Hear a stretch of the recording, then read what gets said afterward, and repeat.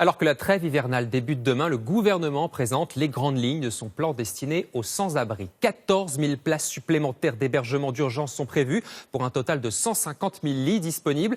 Et au-delà de la question du logement, eh bien, de nombreux commerçants, comme des particuliers, se mobilisent pour proposer de très nombreux services, gratuits bien sûr, aux sans-abri et aux personnes en grande précarité. Reportage Anthony Joly, Radija Adarezig et Roger Motte.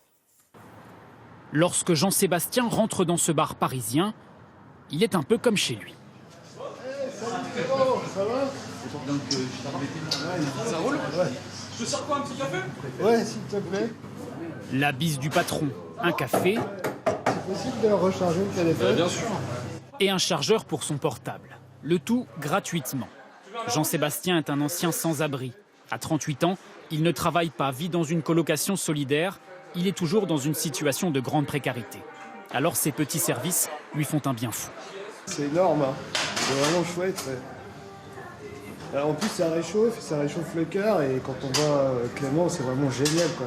C'est qu'il y a des endroits où on nous refuse ça aujourd'hui, on n'a pas ce service. Il y en a qui le font et il y en a qui le refusent. Le patron du bar fait partie du réseau Carillon. 700 commerçants dans 7 villes de France prêts à venir en aide aux plus démunis. Un soutien matériel ou simplement un peu de temps pour discuter.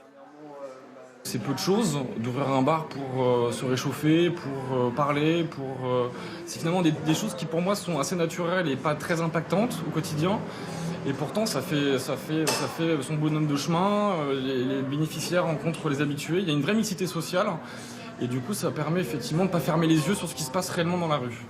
Dans la rue, les initiatives pour les plus précaires se multiplient. À Cergy, dans le Val d'Oise, les particuliers sont invités à déposer des vêtements chauds sur cette place.